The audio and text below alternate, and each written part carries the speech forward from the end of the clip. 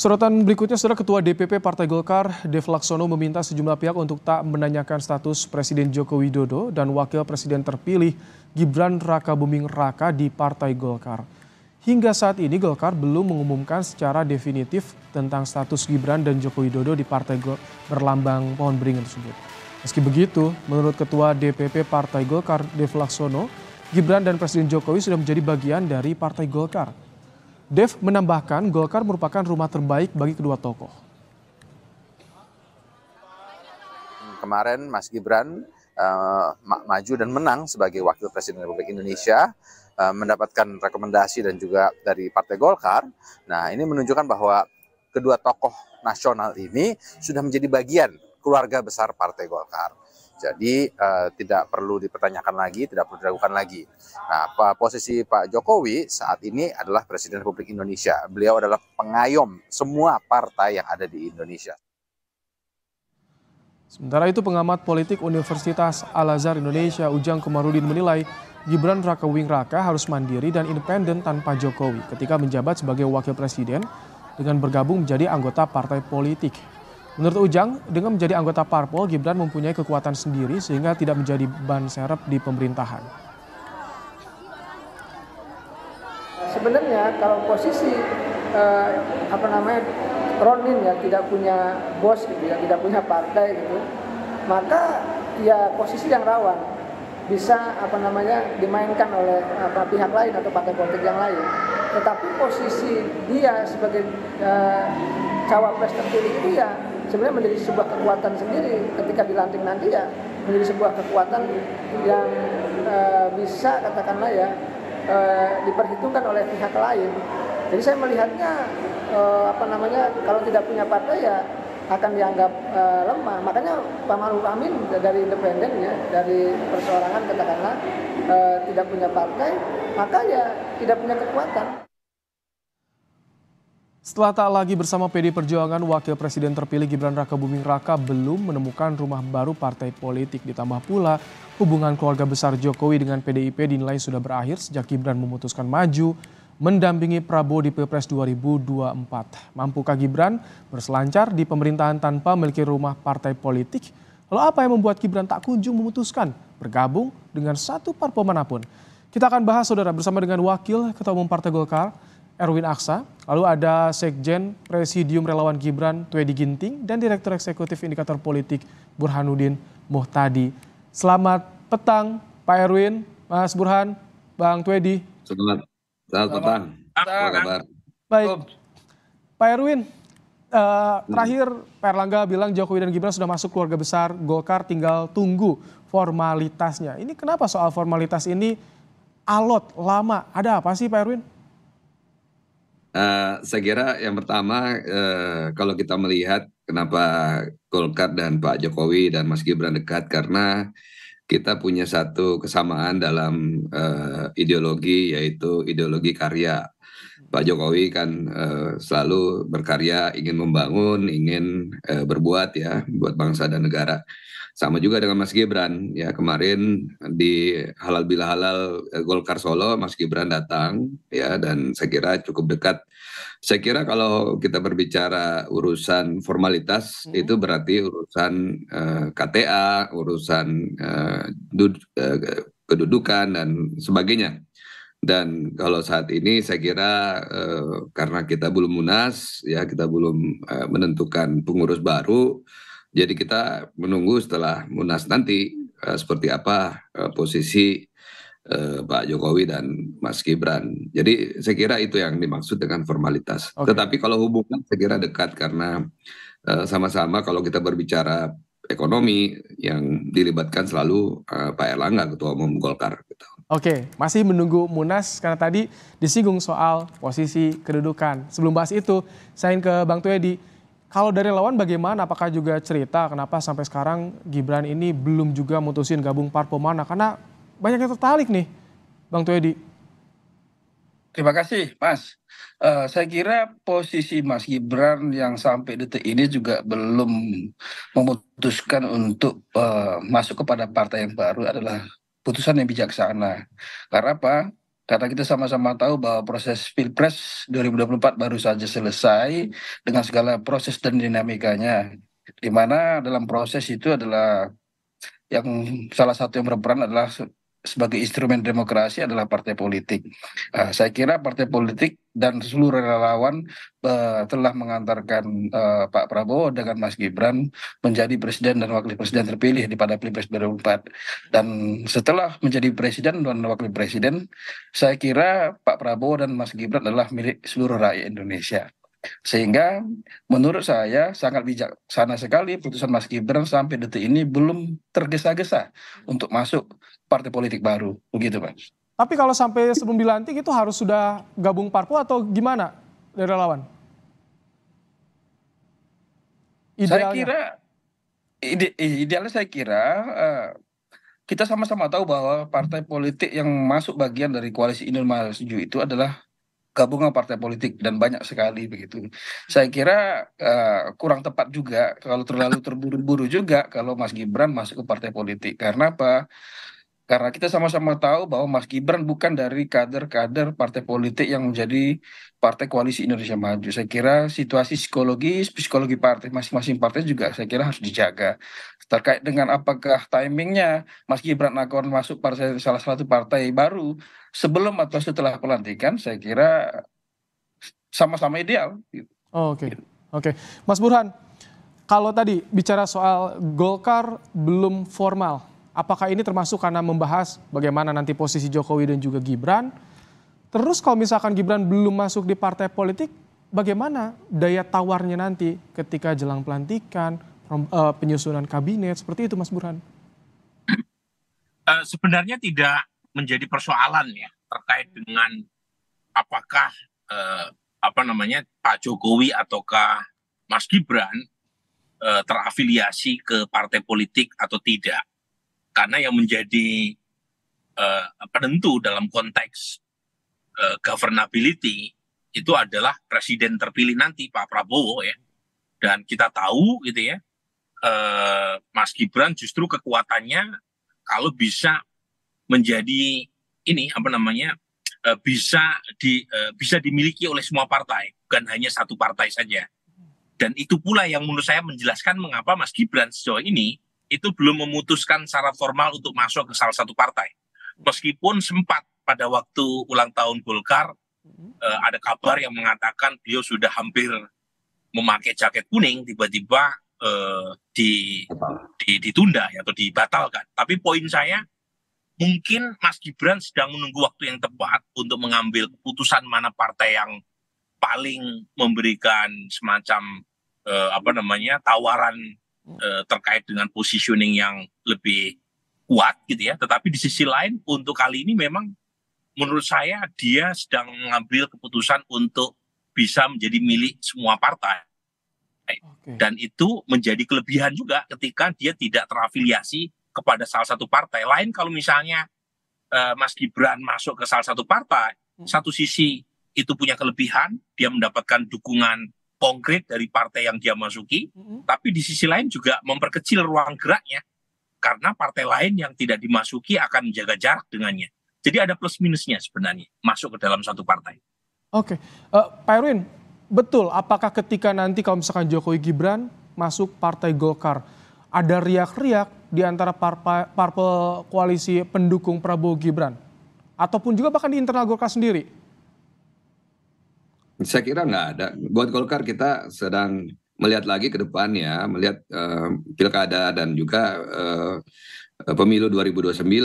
Kalau kita mendapatkan tambahan kekuatan dari tokoh ya seperti Pak Jokowi, Mas Gibran, ya pasti 2029 Golkar akan semakin mantap, semakin lebih baik ya. Kita menargetkan menjadi pemenang pemilu di 2029. Jadi perencanaannya sudah mulai kita lakukan dari sekarang. Dan bagaimana kita nanti bisa merekrut ya, siapa tahu nanti Pak Jokowi bisa membawa gerbong yang bagus sebagai kandidat untuk pemilu yang akan datang. Jadi Munas Golkar kan baru Desember ya, dan saya setuju apa yang dikatakan Mas Burhan. Yang paling penting sekarang ini posisi Wapres itu nanti harus kuat ya. Seperti diketahui Wapres itu seringkali kalau tidak aktif ya biasanya nggak terlihat apa yang dikerjakan oleh Wapres. Jadi saya harapkan nanti Mas Gibran proaktif ya seperti Wapres Pak JK 2 kali Pak Erwin, Wapres. tapi kalau bagi Golkar ini lebih baik Gibran ada di partai politik atau dimiliki semua partai politik? Ya saya nggak tahu keputusannya kan di Mas Gibran. Buat Golkar kalau ada tokoh yang masuk akan semakin bagus karena Golkar ini terbuka buat siapa saja dan kita di Golkar kan memang terbuka TBK ya dan kita tidak membatasi dan kita semuanya menyelesaikan masalah dengan musyawarah. Jadi tidak ada pemilik di partai ini. Jadi saya kira kita menunggu ya apakah Mas Gibran, Pak Jokowi ingin bergabung dengan Golkar ya apabila serius ya kita tentunya memberikan kesempatan yang baik buat Pak Jokowi dan keluarga. Tetapi sekali lagi bahwa Pak Jokowi dan keluarga sangat nyaman karena Golkar ini sama dengan apa yang menjadi pemahaman Pak Jokowi dalam pembangunan ya karya kekaryaan.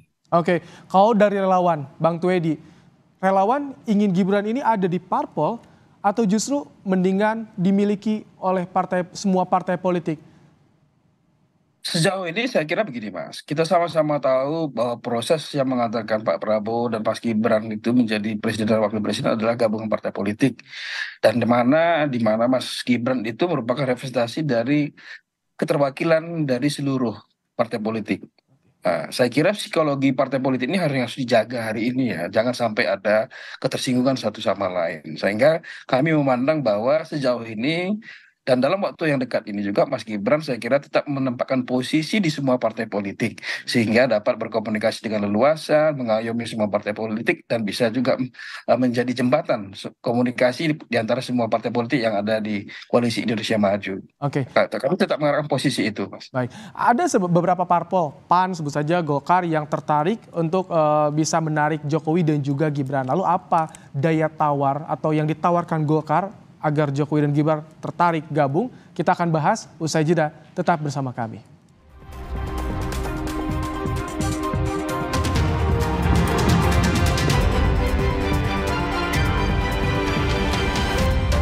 Lepas dari PDIP, kemana Gibran akan berlabuh? Karena apakah kuat pengaruh Gibran ketika menjadi wakil presiden tanpa partai politik di belakangnya? Masih bersama kita, Pak Erwin Aksa, Bang Tuedi Ginting, dan juga Burhanuddin Muhtadi.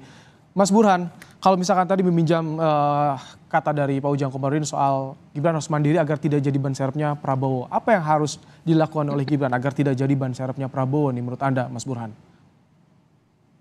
Secara konstitusional, Wapres itu tidak punya kewenangan yang tinggi ya kalau kita merujuk pada Undang-Undang Dasar 45. Tetapi saya paham maksud yang disampaikan oleh Pak Ujang. Ada saran Mas Gibran punya semacam posisi tawar yang cukup lumayan kalau misalnya beliau punya partai politik. Nah pertanyaannya, partai politik yang ada menyediakan tanda kutip semacam kompensasi posisi seperti apa?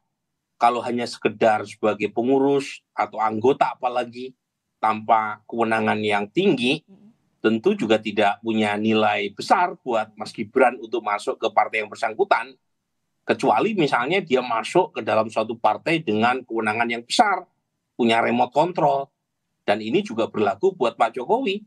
Karena bagaimanapun Pak Jokowi presiden pertama, di mana presiden setelah nanti menyelesaikan masa jabatannya, beliau tidak punya partai politik. Ini berbeda dengan Gus Dur ya, dengan PKB-nya, Pak SBY dengan Demokratnya, dan Ibu Mega dengan PD Perjuangannya.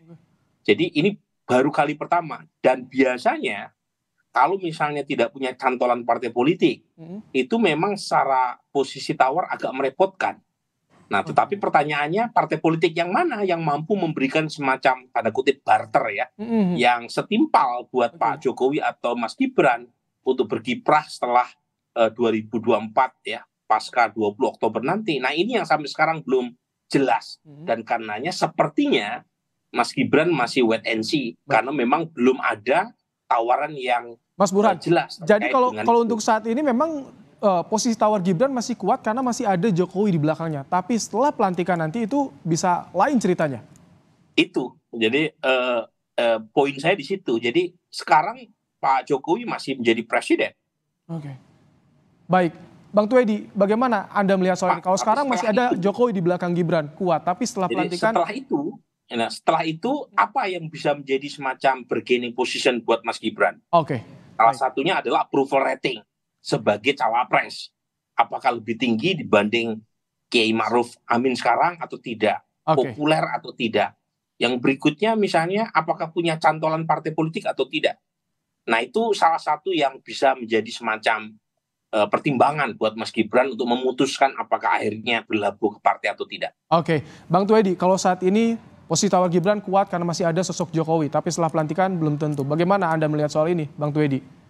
Yang pertama adalah Mas Gibran adalah figur anak muda yang punya kepemimpinan dan track record kinerja yang sangat baik. Sehingga kami sangat berkeyakinan sebagai wakil presiden terpilih akan mampu melakukan kerja-kerja bagi bangsa ini. Itu yang pertama. Yang kedua, kita sama-sama mengetahui bersama bahwa Pak Prabowo juga sudah berkomitmen dari awal akan memberikan porsi kinerja yang besar kepada Mas Gibran. Saya kira kolaborasi antara Pak Prabowo dan Mas Gibran akan menjadi kepemimpinan duit tinggal yang baru buat Indonesia yang mampu membangun bangsa Indonesia lebih maju. Sehingga dari demikian, saya sangat pesimis bila ada isu yang akan memprediksi Mas Gibran menjadi ban serep dalam pemerintahan yang baru nanti. Begitu. Saya optimis bahwa Mas Gibran dan Pak Prabowo akan sama-sama menonjol kinerjanya di hadapan publik dan di pemerintahan. Oke, gitu, Mas. Pak Erwin, bagaimana apa yang ditawarkan Golkar kepada keluarga Jokowi, kepada Jokowi dan juga Gibran? Ya, saya kira kita menunggu saja keputusan kan ada di keluarga Pak Jokowi sendiri ya. Bagi Golkar kita akan sangat terbantu dan mendapatkan suatu tokoh besar seperti Pak Jokowi yang endorsementnya tinggi kepada sebuah partai atau tokoh ya, dan popularitasnya tinggi, approval ratingnya tinggi. Jadi itu akan membuat Golkar juga memiliki nanti kekuatan yang baik ke depan di 5 tahun yang akan datang. Artinya soal posisi, misal posisi ketua umum itu yang jadi pertimbangan, Pak Erwin? Ketua umum syaratnya tidak gampang ya, tidak mudah. Butuh perubahan anggaran dasar dan anggaran rumah tangga, dan itu membutuhkan energi yang besar ya, tidak mudah untuk dilakukan. Tetapi banyak posisi-posisi ke depan ya, bisa dewan penasehat dan sebagainya. Tapi sekali lagi kemana Pak Jokowi akan berlabuh ya, apakah beliau ingin berkarir di politik 5 tahun ke depan, demikian juga Mas Gibran. Karena ini juga kesempatan buat Mas Gibran 5 tahun ke depan kan juga tentunya memperlihatkan kinerjanya, dan 5 tahun yang akan datang akan dinilai lagi oleh masyarakat. Ya, saya kira pasti partai politik sebagai alat untuk mendapatkan tiket itu penting sekali. Jadi kita lihat aja, buat Golkar kita menunggu bagaimana keputusan Pak Jokowi. Pak Jokowi juga belum pernah merespon ya bagaimana sikap politik beliau setelah PDIP kemudian tidak menganggap lagi Pak Jokowi sebagai anggota PDIP. Jadi kita menunggu aja. Mas Burhan, untung ruginya bagaimana Gibran Rakabuming Raka sebagai anggota parpol atau tidak ketika nanti menjadi wakil presiden? Sebenarnya tadi saya sudah indikasikan ya, keuntungannya kalau misalnya Mas Gibran tidak terafiliasi kepada partai politik, itu beliau lebih lincah dalam bergerak karena tidak terkoneksi atau terafiliasi dengan satu partai, dan akseptabilitasnya baik di tingkat elit maupun di tingkat publik bisa lebih tinggi karena dia tidak dikotak-kotakan bajunya ke salah satu partai saja. Jadi tingkat penerimaan terutama di kalangan partai pendukung Pak Prabowo itu lebih luas kalau tidak diperkecil ya ruang geraknya terkoneksi menjadi salah satu aktivis partai tertentu. Nah, tetapi kekurangannya kalau tidak punya partai adalah tidak ada satupun kekuatan politik formal yang akan memproteksi Mas Gibran secara politik secara total. Karena beliau bukan bagian dari keluarga besar partai politik tertentu. Beda kalau misalnya dia terafiliasi dengan satu partai tertentu, kalau misalnya ada persoalan terkait dengan kontestasi politik dengan elit tertentu atau dengan pihak lain, maka dia akan mendapatkan proteksi politik secara maksimal.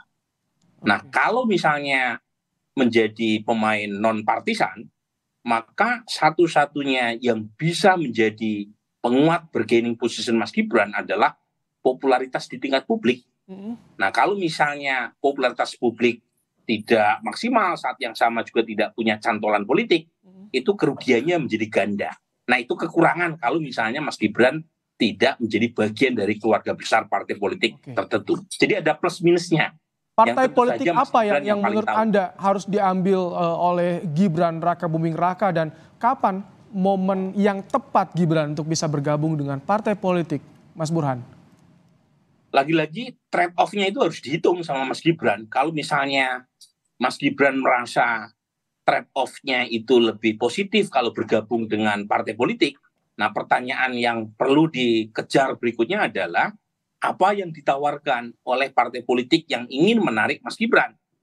Apakah posisi sebagai ketua umum, apakah posisi sebagai wakil ketua umum, apakah posisi sebagai ketua Bapilu, itu sangat menentukan buat Mas Gibran untuk mengambil tawaran tadi.